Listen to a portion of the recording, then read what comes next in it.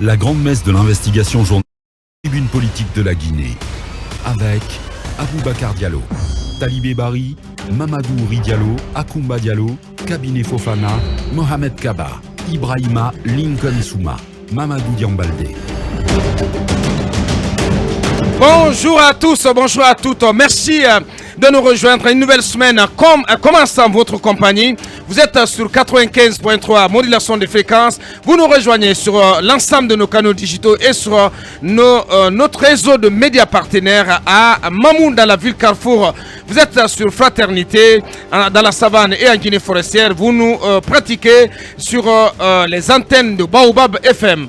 À la une ce lundi, donc ce lundi 4 avril, sur instruction du procureur spécial après la CRIEF, plusieurs anciens membres du gouvernement d'Alpha Condé, du dernier gouvernement d'Alpha Condé, vont renouer avec la direction des investigations judiciaires de la gendarmerie pour des faits présumés de corruption, de détournement, de blanchiment de capitaux, de vol et de complicité active dans la dilapidation des deniers publics.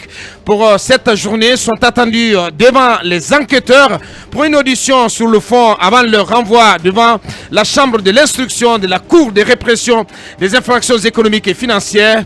Entre autres, l'ancien Premier ministre Dr Ibrahima Kassori Fofana, l'ancien ministre de l'Environnement et du Développement durable Oye Gilavogui, ou encore l'ancien ministre de la Défense nationale Dr Mohamed Ghané et l'ancien ministre des Sports Bantamasso. À suivre plus de détails avec notre limi en chef Akoumba Diallo.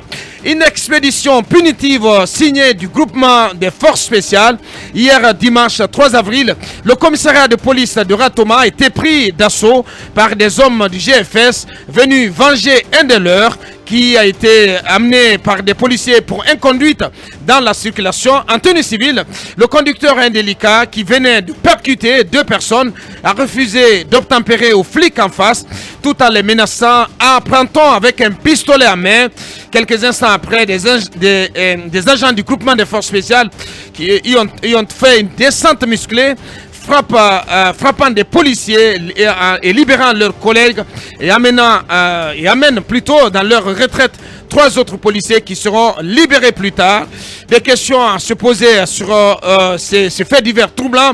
Les éléments du GFS à l'origine du coup d'état du 5 septembre, se croit-il tout permis durant cette transition?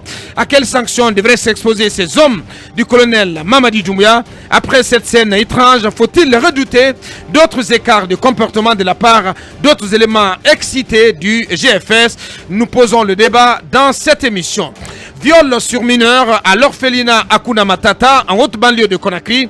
Les faits se sont produits dans l'après-midi du jeudi dernier 31 mars. Si le nombre de victimes n'est pas officiellement connu, le présumé auteur de ces actes horribles a quant à lui été mis aux arrêts et placé sous mandat de dépôt à la maison centrale de Coronti. L'administration de l'orphelinat qui annonce la poursuite des enquêtes dans un communiqué de presse dimanche a fustigé les agissements du mis en cause avant d'assurer de sa ferme détermination à œuvrer à ce que lumière soit faite sur cette cruauté innommable.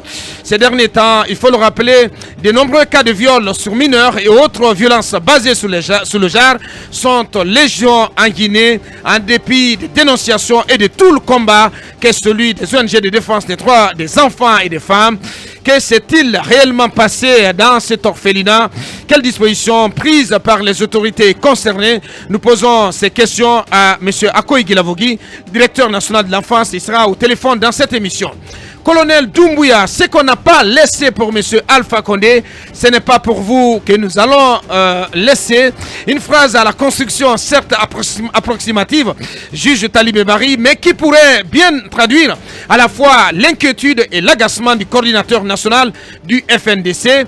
Tant la transition, 7 mois après le coup d'État qui a déposé Alpha Condé, connaît un dangereux flottement malgré les multiples appels au dialogue, à la publication d'un chronogramme et à la fixation de la durée de cette période d'exception ouverte en Guinée le 5 septembre 2021. Nous vous avons donné suffisamment de temps, mais vous commencez à abuser de notre patience, à marteler Oumar Silla alias Fonike Mengue dans sa tribune publiée avant-hier samedi 2 avril. laissant ainsi planer l'organisation de séries de manifestations pour, dit-il, nous faire écouter, insiste-t-il. Alors faut-il y voir une menace sérieuse ou l'expression manifeste de l'impuissance des forces sociales et politiques à peser sur le CNRD? À suivre notre décryptage. Le ministre du Travail et de la fonction publique vient d'envoyer à la retraite une nouvelle vague de 299 salariés de l'État. Pendant ce temps, dans leur majorité, plus de 6000 nouveaux retraités sont sans un sou vaillant depuis qu'ils vivent leur nouvelle vie. Après leur dernier salaire de décembre 2021, ils scrutent désespérément l'horizon, tendent l'oreille, s'informent et s'inquiètent de n'avoir toujours pas touché le moindre centime au titre de leur pension de néo-retraités.